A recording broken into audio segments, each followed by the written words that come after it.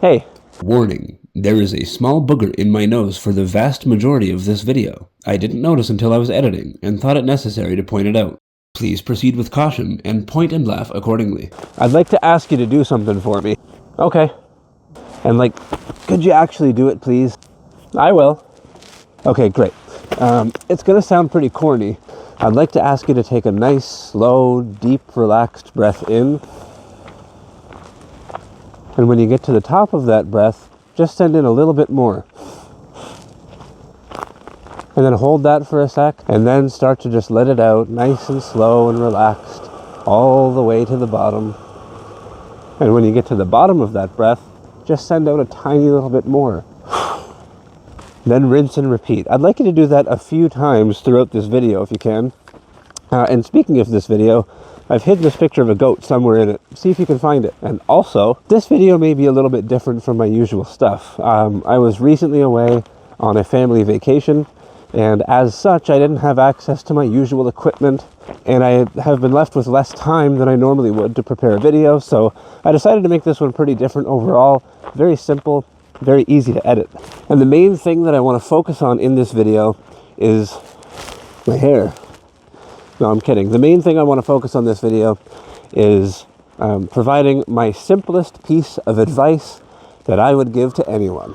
Emphasis on the word "my" in there. This is not necessarily some objectively true, universally applicable thing.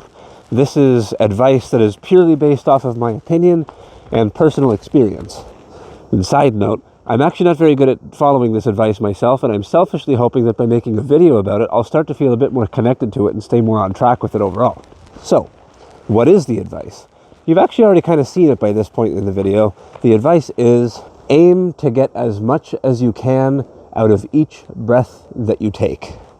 Oopsies, you maybe forgot about the breathing assignment from earlier in the video. That's okay, don't worry, you can just come back to it.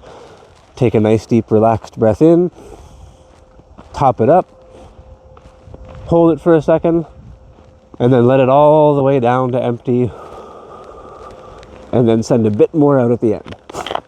Or the extra breath in and the extra breath out aren't really super necessary to this whole get as much as you can out of each breath thing, but I do find when you're starting out that it's useful for basically explaining to yourself just how much room you have to take air in when you inhale and just how much air you have to get rid of whenever you exhale. But overall, the point is to just breathe more deeply and engage what's called your diaphragm, this bad boy right here. So maybe you have questions. Maybe you're thinking, why is this the advice that you would give?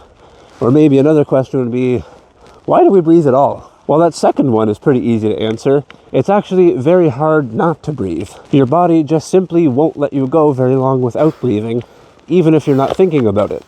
And that's pretty interesting. Breathing is one of the very few bodily functions that you can basically toggle between doing consciously and subconsciously. Other things that make that list are like blinking and swallowing, but pretty much nothing else. Like, your heart is always beating, and you can indirectly influence your heart rate, but you can't hold in a heartbeat.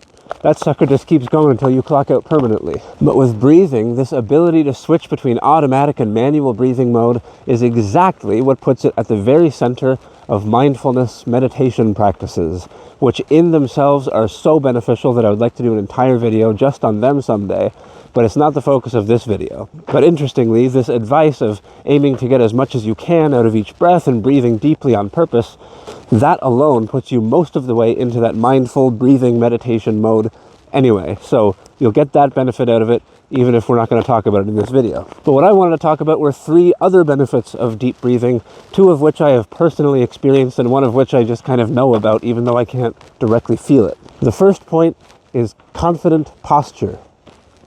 See, one thing that I've brought to my own attention is that I do tend to take shallow breaths by default, and so typically my lungs are in a very deflated state. And whenever that happens, I tend to cave in on myself. I become smaller. And I'm not a very intimidatingly large person to begin with, so I don't want to get much smaller. But here's the thing.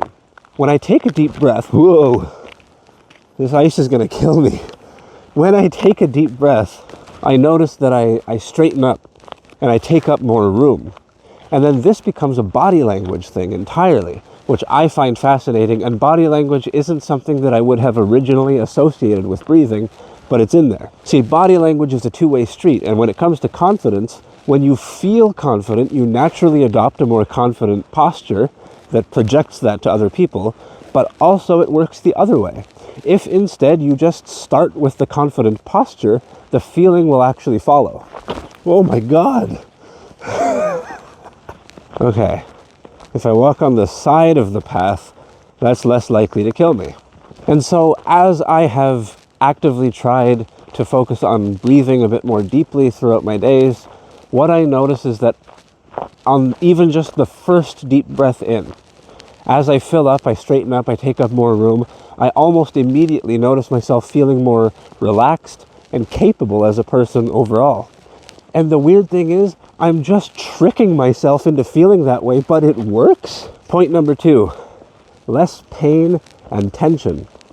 For some reason, and nobody can really explain this, I have a bad back. There's no logical explanation for it, but I do. And I have this completely unverified theory that the back pain that I experience is at least partly responsible for the poor posture that I described in my first point, and then the poor posture is kind of partly responsible for the back pain, and it starts this vicious feedback loop. But by breathing deeply, one thing that can happen is that you tend to make better use of your diaphragm whenever you're breathing.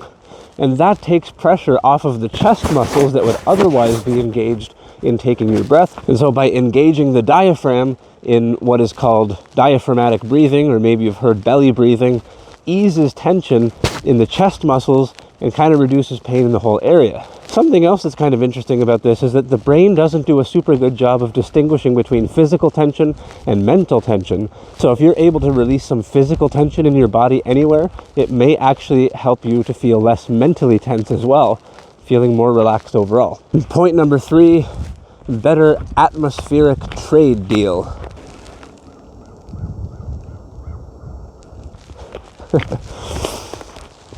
Okay, so this is the one that I'm not able to like physically experience or notice, but it's an important one health-wise that is worth discussing. See, breathing is all about taking oxygen into your body and getting carbon dioxide out of your body. And honestly, that's a little bit weird to think about because the air around us doesn't feel like it really is anything.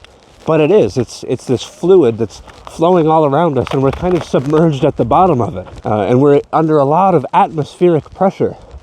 Now, when you think of the atmosphere, maybe you think of up there, you think of the sky, but realistically, the atmosphere starts down here. It starts on the ground. We're just at the bottom of it. Kind of like we're drowning, but safely.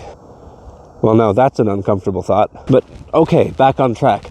When you inhale deeply, you are taking in oxygen as efficiently as possible for your body, and oxygen is good, it keeps you alive. When you exhale deeply all the way, you're getting rid of the maximum amount of carbon dioxide out of your body, and that's good because too much of it in your body will kill you. But now, why would I refer to this as a trade deal? It's because of these guys behind me. See, they kind of breathe backwards compared to how we do, so by getting rid of carbon dioxide, I'm giving them something that they need. And what do they do for us in return? They provide the oxygen that we breathe that keeps us alive. That's kind of all I had for this video, actually. I tried to think of something else cool to say there, but that's it. That's all I had. Thank you for watching.